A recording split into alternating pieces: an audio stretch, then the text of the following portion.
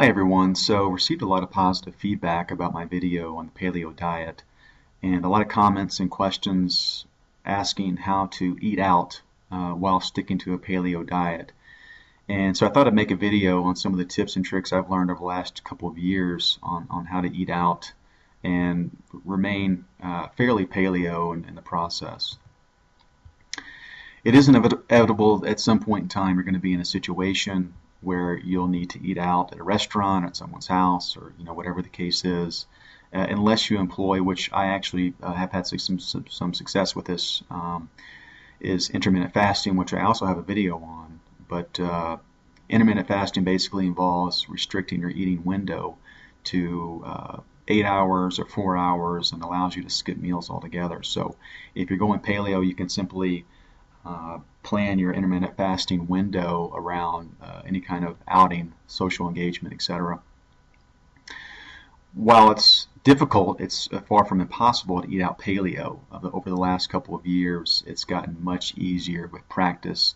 You learn some of the tips and tricks, you learn some of the more paleo-friendly restaurants, and etc. But it will become easier over time. Here are some of the quick tips. So first and foremost, ask for gluten-free items. And a lot of established restaurants and chains will have gluten-free menus that you can ask for. Don't trust the server. They're very hardworking people and they're great at what they do, but they don't always have a handle on the ingredients that are in the food. If they don't have a gluten-free menu specifically, just ask that your server talk to the chef and make sure that whatever you do choose or select is indeed gluten-free. There are some gotchas out there. So something I learned recently is a lot of sushi restaurants will add a scoop of flour to the rice to make it extra sticky. So just know that it may seem obvious, but it's not. A lot of gluten is everywhere, wheat is everywhere, and so you really just have to do your due diligence and ask the folks at the restaurant. Don't order anything fried in oil, and that's because typically it's fried in vegetable oil, canola oil, and these oils, when they're heated and reheated and over again, day in and day out, they become more omega-6 rich.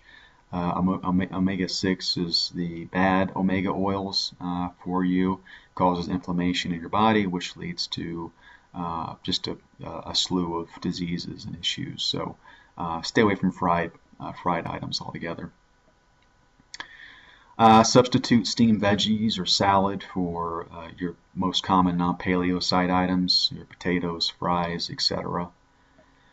There are certain ethnic foods that are just really difficult to go paleo. My experience has been Chinese, Mexican, and Italian. With Chinese food, MSG is still prevalent, which is a big no-no in the paleo world. And then a lot of their items are fried and or battered as well.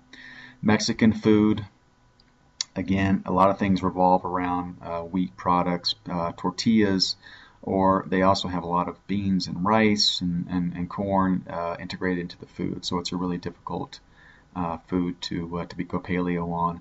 And then Italian's probably the hardest. I mean, everything revolves around bread of some sort, pasta, pizza, etc. So just stay away from Italian altogether if you can. One quick tip about that: if you are really in a desperate situation, you want to stay paleo, eat the cheese off the pizza. It's not perfect, but it's better than just going all out and eating whatever you want. Just eat the cheese off the pizza, and sometimes that will get you by. This is another gotcha. So a lot of salad dressings have wheat as a thickening agent, also have high fructose corn syrup or have a canola or vegetable oil base to them as well. So you really just have to ask. A lot of good steakhouses make their dressing in-house, and so you're probably okay, but it's better to ask. But when in doubt, just order oil and vinegar as your salad dressing and make sure it's olive oil and not canola oil. And another great quick tip is if you go to a sub shop, see if they have a lettuce wrap option instead of using bread. A lot of the more popular chains have sort of latched onto the gluten-free craze, and now they have a really nice lettuce wrap option. I've had a really good luck at Jimmy John's and Which Wich. Both have some really good lettuce wrap options. But just go to your local sub shop and see if they have one. Even if they don't, I mean, you've asked, and so they're going to remember that, and maybe they'll develop something over time. So Chipotle, the Chipotle meat bowl has become somewhat legendary in the paleo community for a number of reasons. First and foremost, Chipotle has recently made a pledge that none of their meats will be they'll all be hormone-free, antibiotic-free, and grass-fed. So basically organic, which is huge. There aren't many restaurants out there, especially fast food, where you're presented with that option. So right off the bat, Chipotle is a great option.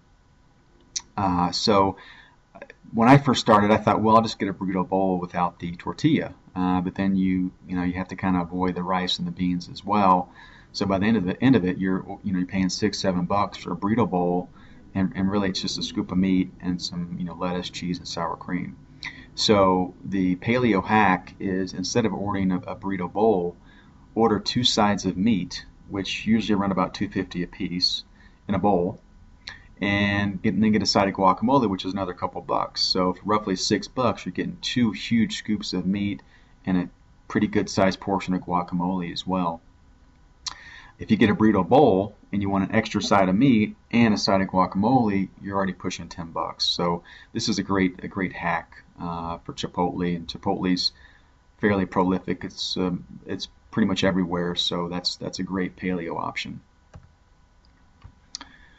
Another one that I was rather surprised with is Indian food. So this has been one of my favorite lunch spots if I'm out and about and just need to grab something.